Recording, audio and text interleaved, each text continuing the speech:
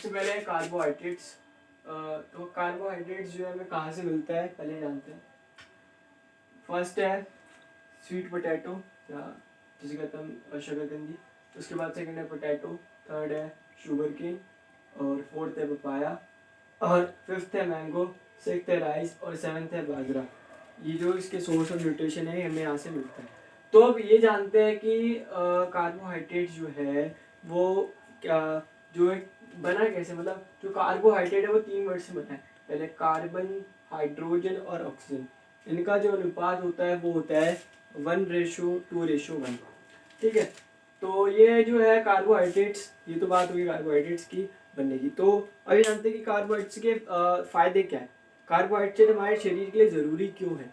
तो कार्बोहाइड्रेट जो है वो हमारे शरीर में ईंधन का काम करता है। ये हमारे शरीर में ऊर्जा का जो है डेवलप करता है, ऊर्जा प्रदान करता है। ठीक है, और दूसरा इसका बेनिफिट ये है कि कार्बोहाइड्रेट जो है हमारे शरीर में पाचन क्रिया, जैसे हम डाइजेस्टिव सिस्टम कहते हैं, उसमें एक बहुत बड़ा रोल निभाता है। हमारे डाइजेस्टिव सिस्टम में इसका एक महत्वपूर्ण रोल है। और इसके बाद हम इसकी हानि को जानते हैं, इसकी कमी से क्या क्या होते हैं। अगर इसे हम प्रॉपर अपनी डाइट में नहीं लेते तो क्या क्या हमें जो है जो डिसीज़ या फिर क्या कह सकते हैं कि मुश्किलें हमें देखने को मिल सकती हैं।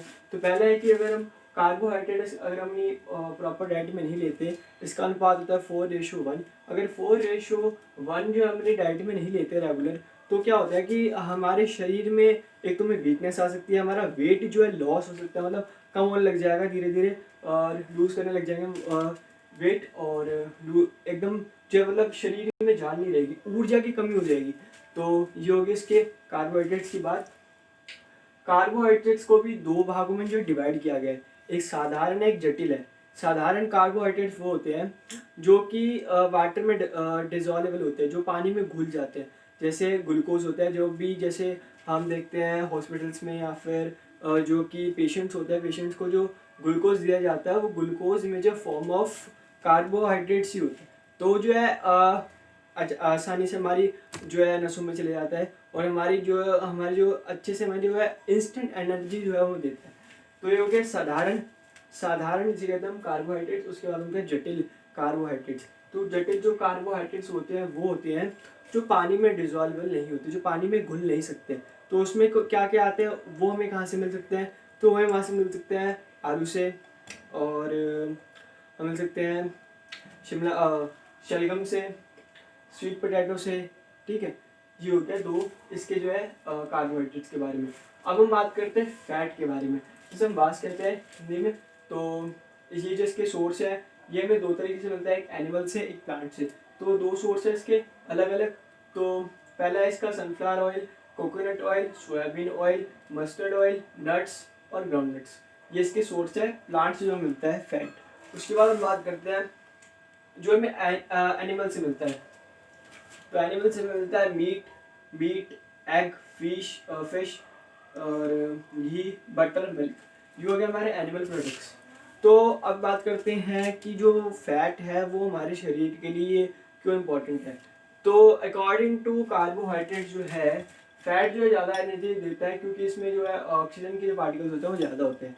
तो इसका जो है इसमें भी होता है कार्बोहाइड्रेट, कार्बन होता है और हाइड्रोजन होता है और ऑक्सीजन होता है।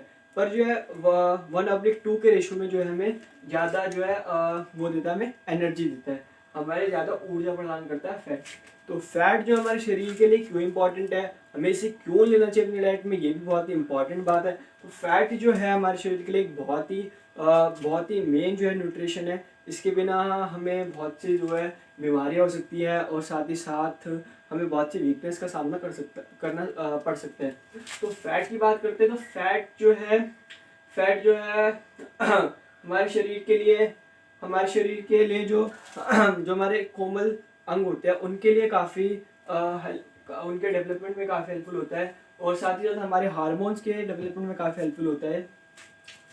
अगर हम फैट को, ये तो होगी इसकी बेनिफिट। तो अब इसकी बात करते हैं हानियाँ क्या है। मतलब इसकी जो है इसकी हानियाँ जो है वो है ये कि जब अगर हम फैट को ज़्यादा मात्रा में लेते हैं तो फैट जो है फॉर्म ऑफ हमारी जो हम देखते हैं कि हमारे शरीर के जो त्वचा है उसके ऊपर जो है फैट की परतें जमनी जो स्टार्ट हो जाती है। तो क्या होता है कि हमारे फैट में जो बॉडी फैट है ज़्यादा बढ़ जाता है। तो फैट की वजह से हमें बहुत सी जो है बीमारियाँ हो सकती हैं, जैसे हार्ट रिलेटेड प्रॉब्लम्स होती हैं। और ये आप जानते हैं कि जितना जितना मतलब जितना फैट हमारे शरीर में होगा तो बीमारियों के चांसेस है वो ज़्यादा बढ़ जाते हैं। ठीक है। और हाई ब्लड प्रेशर की भी समस्या हमें देखने को मिल सकती है और सारी बीमारी हमें हो सकती है अगर हम फैट का ढंग से यूज़ नहीं करते, अगर हम फैटी खाना खाते हैं। हमें एक बैलेंस डाइट लेनी चाहिए जिसमें सारे जो है कंपोनेंट्स जो है सारे न्यूट्रिएंट्स जो है वो एक बैलेंस में चाहिए। कार्बोहाइड्रेट, विटामिन, फैट सारे के सारे जो हमें डेली वे में जो है हमें लेना है वो एक चार्ट की तरह काम करना चाहिए।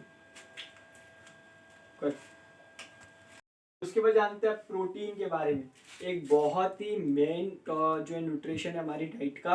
तो इसके सोर्स क्या है? इसके दो सोर्स हैं, एक तो प्लांट सोर्स, एक है एनिमल सोर्स। मतलब ये प्लांट से और एनिमल से दो सोर्सेज से मिलता है। तो पहला है ये प्लांट सोर्स की बात करते हैं तो हम यहाँ पे सोयाबीन से, ग्राम से, पीस से, मटर से और ड्राई फ्रूट से। इसके बाद एनिमल्स में हमें जो है एनिमल से मिलता है, मिल्क से मिलता है, फिश से, फिश है, काऊ है, मीट है, पनीर है। तो अब जानते हैं प्रोटीन के बारे में। तो प्रोटीन बना कैसे है, कौन से कंपाउंड होते हैं इसमें प्रोटीन में। तो प्रोटीन में होता है सबसे पहले हाइड्रोजन, ऑक्सीजन और हाइड्रोजन के साथ ऑक्सीजन, नाइट्रोजन, सल्फर और फॉस्फोरस। और ये जो 6 कंपोनेंट से बना होता है प्रोटीन। प्रोटीन जो है मेन सोर्स है हमारी डाइट का। तो इसके बारे में जानते हैं प्रोटीन हमारे लिए इम्पॉर्टेंट क्यों है। तो मैं क्या क्या इसके बेनिफिट्स है, प्रोटीन के बेनिफिट्स जानते हैं। प्रोटीन जो है जो हमारी बॉडी में जो भी डैमेज हो जाता है उसकी रिपेयरिंग में काफ़ी जो है हमारी हेल्प करता है। उसका रिपेयरिंग का काम प्रोटीन करता है हमारी बॉडी में। जो हमारी हाइट में, हमारे डेवलपमेंट में जो प्रोटीन काफ़ी मेन रोल अदा करता है। इसके बाद हम बात करते हैं प्रोटीन की। अगर हम और इसके बाद प्रोटीन के जो बेनिफिट्स हैं, प्रोटीन जो है हमारे शरीर में ऊर्जा का स्रोत है, ऊर्जा बनाने के लिए हमारे शरीर में काम करता है।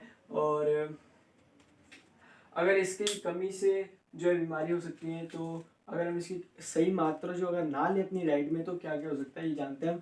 हानि है क्या अगर हम ना ले से, अगर हम इसे सही मात्रा में नहीं लेते तो एक तो हमारी जो बोन्स वीक हो सकती हैं, बच्चों में कई प्रकार की जो बीमारियाँ हो सकती हैं उनकी हाइट और उनके वेट में, और साथ ही साथ उनकी जो मसल्स ग्रोथ है उसमें दिक्कत आ सकती है। तो प्रोटीन के बाद हम बात करते हैं विटामिन के बारे में। विटामिन जो है हमारे जो शरीर में विटामिन की मात्रा कम होती है, पर अगर इसकी मात्रा अगर संतुलित ना हो, अगर बैलेंस ना हो तो बहुत सी बीमारी हो सकती हैं। तो विटामिन के सोर्स जानते हैं पहले। विटामिन के सोर्स है विटामिन। विटामिन पहले मैं बता दूँ कि विटामिन को जो है 2 पार्ट्स में डिवाइड किया गया है। विटामिन ए, डी, ई, के ये होते हैं मतलब वाष्प में घुलनशील, और मतलब जिसे कहते हैं फैट में जो घुलनशील होते हैं, फैट में घुलनशील विटामिन होते हैं। और एक होते हैं विटामिन बी और सी जो पानी में डिजॉल्वेबल होते हैं विटामिन। तो विटामिन बी के भी कई पार्ट्स होते हैं। विटामिन बी में आता है vitamin B1, vitamin बी2, vitamin B3, vitamin B5, vitamin B6, vitamin बी7, vitamin बी9, vitamin B12. ये होते हैं इसके 9 पूरे विटामिन। तो पहले हम जानते हैं विटामिन ए के कंपाउंड जो हमें कहाँ से मिलता है। ये पपाया से, कैरेट से, मैंगो से ये जो विटामिन ए मिलता है। इसके बाद हम बात करें विटामिन बी की। विटामिन बी कहाँ से मिलता है? विटामिन बी मिलता है राइस से, वीट से। उसके बाद विटामिन सी वो तो मिलता है गुआवा से, यानी गुआवा से, ग्रीन चिली से, लेमन से, आंवला से। और vitamin D fish, egg and milk. ये हो गया इसके विटामिन की बात। तो विटामिन की क्या सोर्स है, मतलब विटामिन की कमी से और विटामिन के फायदे क्या है। अगर बात करें विटामिन जो है, विटामिन हमारे शरीर में रोगों से लड़ने का काम करता है। विटामिन की अगर कमी हो जाए तो हमारे शरीर में जो बहुत सी बीमारी हो सकती हैं। विटामिन ए की कमी से हो सकता है रुतंती रोग, विटामिन बी की कमी से होता है बेरी, विटामिन सी की कमी से होता है सी की कमी हो सकता है स्कर्वी। तो विटामिन हमारी बॉडी के लिए बहुत ही इंपॉर्टेंट है, पर इनकी जो मात्रा है वो काफ़ी कम है, काफ़ी स्मॉल क्वांटिटी में हमें चाहिए होते हैं, पर इनकी मात्रा हमारे शरीर के लिए कंपल्सरी है। क्योंकि अगर ये नहीं होंगे तो हमें डिसीज़ का सामना करना पड़ सकता है, और हमारी जो रोगों के मतलब जो हमारी रोगों से लड़ने की शक्ति है वो कम हो सकती है। हमारी जो इम्यून सिस्टम है वो वीक हो सकता है विटामिन की कमी से। तो हमें फ्रूट ज़्यादा खानी चाहिए और वेजिटेबल्स का यूज़ करनी चाहिए अपनी डाइट में। फिर और यहाँ के बाद और जो एक मैं आपको बताता हूँ, विटामिन जो डी है उसका सोर्स जो है सनलाइट भी है। अगर हम बात करें विटामिन डी जो हमें सनलाइट से मिलता है, जो एक विटामिन ऐसा है जो हमें सनलाइट से भी मिलता है, ठीक है।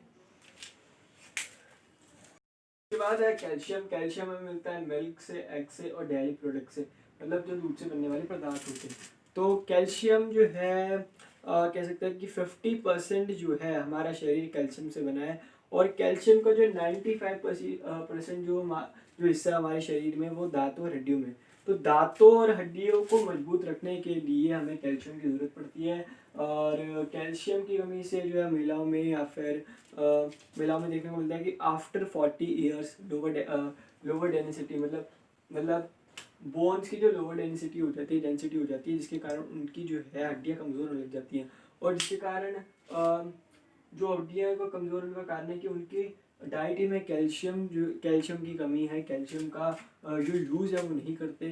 तो इसके बाद कैल्शियम की कमी से हमें एक और प्रॉब्लम हो सकती है, जैसे जो हम कहते हैं खून के थक्के नहीं जमते, जिसके शब्द करता है कि जब जैसे कोई कट पड़ जाए या फिर कोई इंजरी हो जाए, तो उसके बाद जो क्या होता है कि उसके बाद कंटिन्यूसली ब्लड बहता रहता है। तो उसको जो है वो जो है आम अगर लोग होगा तो अगर किसी को कट पड़ जाए तो थोड़ी देर बाद अपने आप ही रुक जाता है। पर अगर वो जो एक बीमारी है, मतलब ये जिगर में कमी है कि खून के थक्के नहीं जमते, कि खून रुकता नहीं है, तो उसका कारण भी कैल्शियम हो सकता है, कैल्शियम बन सकता है। क्योंकि अगर इसकी कमी है शरीर में तो खून के थक्के नहीं जगह कंटिन्यूसली फ्लो में जो है ब्लड बहेगा, कई टाइम बाद जाके खून रुकेगा, कुछ टाइम बाद जाके खून रुकेगा। उसके बाद है फॉस्फोरस। फॉस्फोरस भी हमारे शरीर के लिए काफ़ी इम्पॉर्टेंट है, पर जो है कि मिल्क और बनाना में होता है फॉस्फोरस।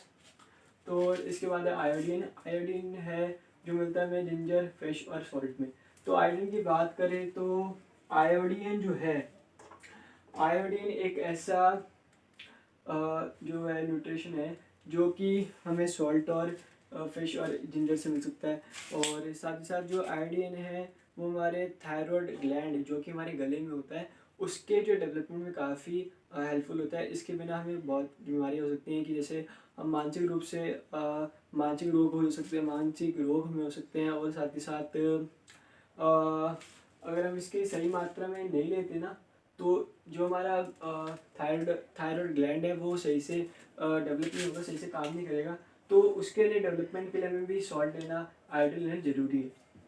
तो आज के लिए बस इतना ही। आशा करता हूँ आपको वीडियो पसंद आए, तो प्लीज़ वीडियो को लाइक करें, चैनल को सब्सक्राइब करें, शेयर करें, कमेंट्स करें। Thank you so much.